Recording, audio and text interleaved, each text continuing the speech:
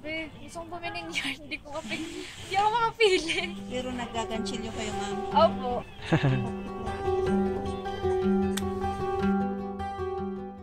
Nagbakasyon ako sa Baguio at hindi mawawala sa itinerary ang Hangar Market kung saan makakakita tayo ng iba-ibang yarns in one place. Tara, samahan niyo muna ako at ituturo ko sa inyo kung paano pumunta doon. Mula dito sa Session Road, bababa lang tayo hanggang sa makita natin ang footbridge. Pag-akyat natin sa footbridge, bababa tayo sa kanan para pumasok sa public market. Kanan uli at diretso lang. Pag nakita nyo itong Cuevas Bread, kakaliwa naman tayo at diretso lang uli. Pag nakalabas na tayo dito sa kanto, bababa tayo, pakanan, at kapag may nakita kayong pasukan, may hagdan doon, aakyatin lang, at ito na ang Hangar Market.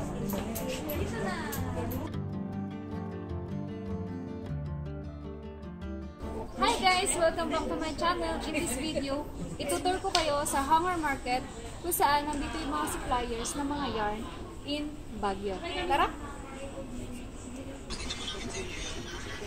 Hello po! Magtatanong lang po sana ako ng mga yarns and ano po yung mga binibenta. Iba't ibang klase ng yarn. May intufing, yan naman po yung nasa taas. Mercerized po yun, polyester, spun poly. Ay, saan po dito yung spun poly? Makita po man, yung mga spun poly. Ano po ito? May winder pa po? Yung iba talagang ginagamit na kanya. Anipis po pala. Ito po, anong klase na? Polyester din po naman. Binibenta niyo po itong gato or so, gaganin niyo rin po muna. Kasi bahala na siya. Galit po, in-out lang yun. Magkano po sa gato? 350 per kilo naman. 350 per kilo, polycotton. Ano po to? Ito naman is rag yarn. Rug yarn. Ano pong pwedeng gamitin dito or to?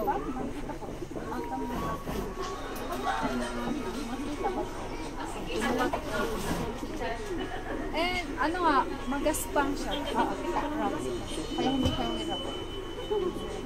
And ano po yung maganda to? Mapinis at saka shiny. Anong tawag po? Polyester yan ma. Spun poly. Spun poly. Eh, ano pong Polycotton. Dito po kasi mix ng cotton at cotton. Ito, pure na mix ng polyester and cotton. Ito po ay polyester. polyester pure.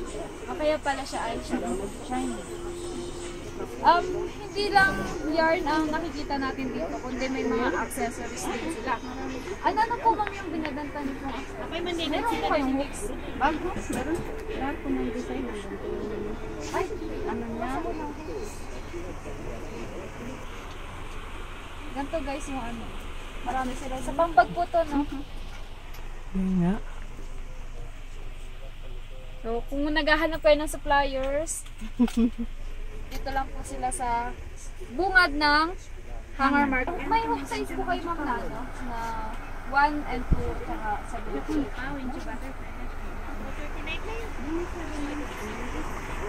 1 and 2, ay kumbaga po, 3 and 4 po yung pinamahal.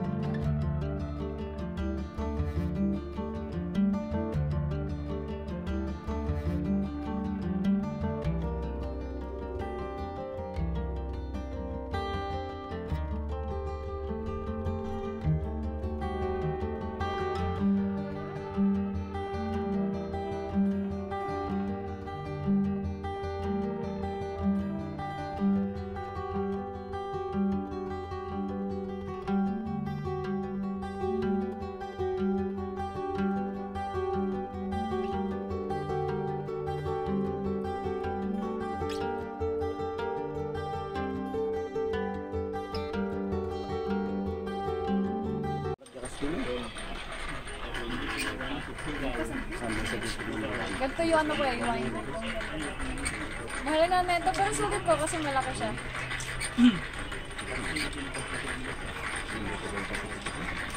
So, kino-combine niya, no?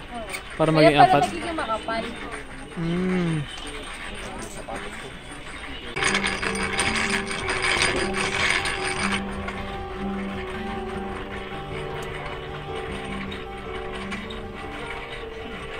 Ito yung unang shop na makikita natin pag akyat nyo ng hagdan doon. So, ang pangalan nito ay CRMM Trading.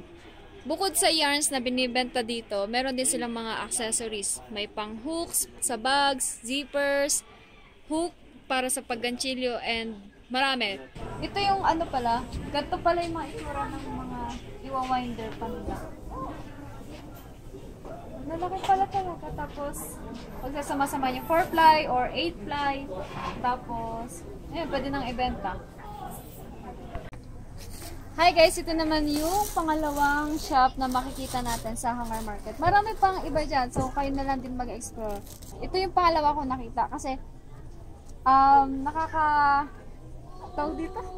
nakakagaw ng pansin kasi bungad pa lang makukulay na makikita natin dito. May milk cotton yarn, ayan, familiar ako sa ibang yarn. And ito si ate, ang ating seller ng shop na to. Ate, ano pong mga binebenta nyong yarn? Yan. Iba't ibang klaseng yarn. May rag yarn. Merong Indofil. Merong din nanalon. Meron din mga special yarns kagaya ng velvet, mohair, Velvet and feather yarns. Pero yung mga presyo din ng mga yan is iba-iba. Per kilo. Meron tayong per piece. Kagaya nung milk cotton, per piece by price. And yung iba, most likely per kilo. Kasi per kilo din namin sila. And ito po yung, ano to? Sa inyo rin po to, ma'am? Oh, dito binibenta namin yung mga finished items namin. Like yung yung mga ginawa namin yung mga bonnet. Like especially pag yung product ng Bagyo Bag. Ito guys, Yan. So, bukod sa yarn din pala, nagbebenta rin sila ng mga ginagawa. So, si ate ay isa ring crocheter. Meron din pala silang Shopee. Jovi Haya. Jovi Haya ang kanilang name sa Shopee. Ito po yung mga per kilo. Oo, itong mga ito per kilo to. Ito is rag yarn, pag dito 220 per kilo. Most likely yung mga special yarns andun sa may lamesa. 350 per kilo. Meron din tayong polyester, 280 per kilo, mga ganun. Pwede pong makita ito. Yan. Indofil, 420 per kilogram. Yan, feather yarn ang tawag. Ay, magkaiba po, no? Oo, coral yarn yung isa. Yan yung per Coral, ito piece, yung feather. yan yung per kilo na. Ito pa yung per piece. Yan, ito yung per kilo natin. Kasi per kilo ko nakuha. Ito per piece, kasi per piece ko din nakuha. Ang ganda nila, oh. Ang sarap sa face. Malambot siya. Samples. Ay, ito yung sample po ng Yung itong feather. feather yarn. Ang ganda pala. Sa scarf. Maganda rin sa scarf. Ang lambot niya, oh. Ano po pala to? Ano tawag dito? Chunky. Yan yung chunky yarn. Chinel chunky yarn. Channel chunk. 100 per piece din. Per piece din yung bentahan natin dyan. Ano po itong mga kintab? Cotton. Cotton yan. Parang Monaco din siya. Yan yung bentahan din namin dyan ng 280 per kilo. 28 pesos ang 100 grams. Para po siya mercerized. Oo, mercerized. Parang Monaco. Mercerized din siya.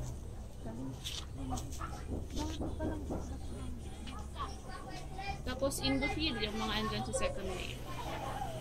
Yan ang Indofil.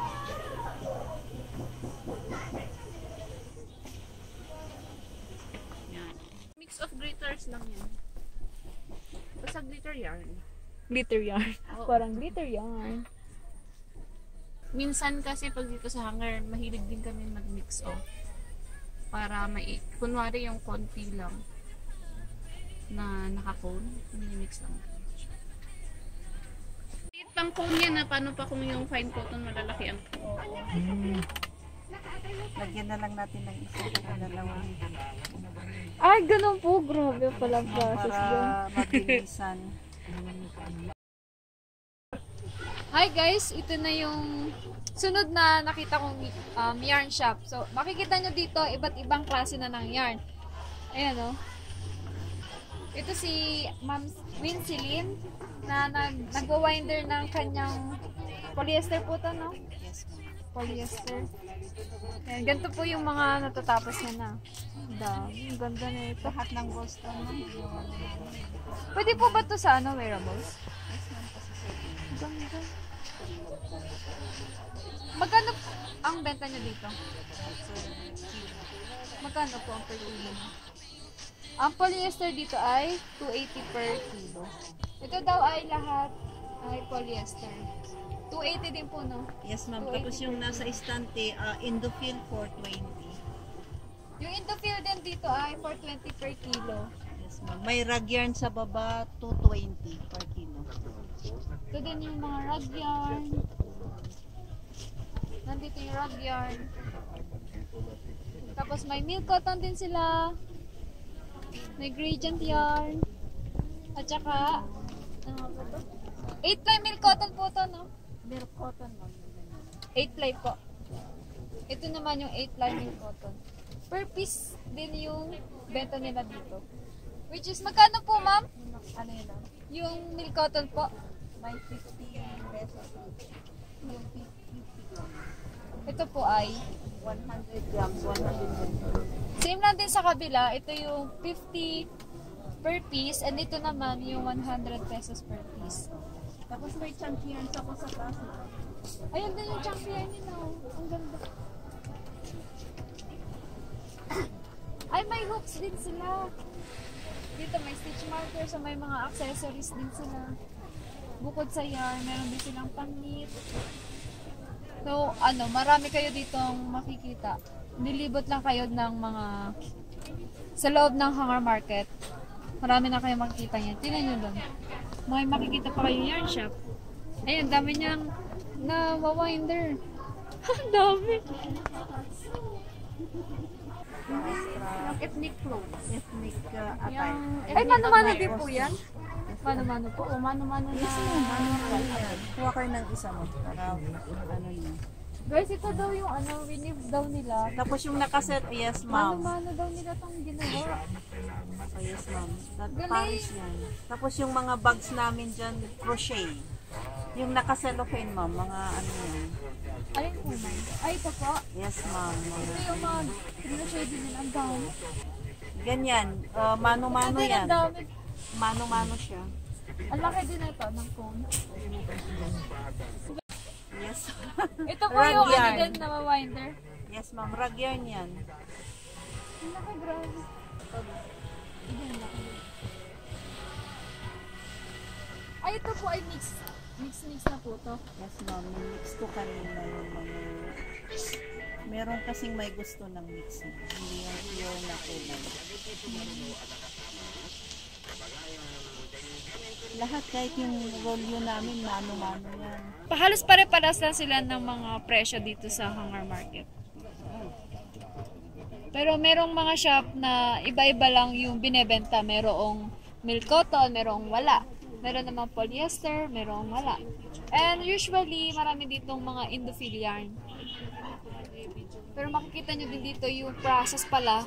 Kaya pala merong 8-ply, merong 4-ply kasi ganyan. Minamano-mano pala nilang ginagawa yan. Isang oras na kami dito sa Hangar Market, pero 4 na siya pa lang ang napapakita ko sa inyo. Marami pa dito sa likod ng kanilang shop. Explore nyo na lang din dahil gutom na kami sa oras na ito. Kaya di na muna ako bumili ng yarns.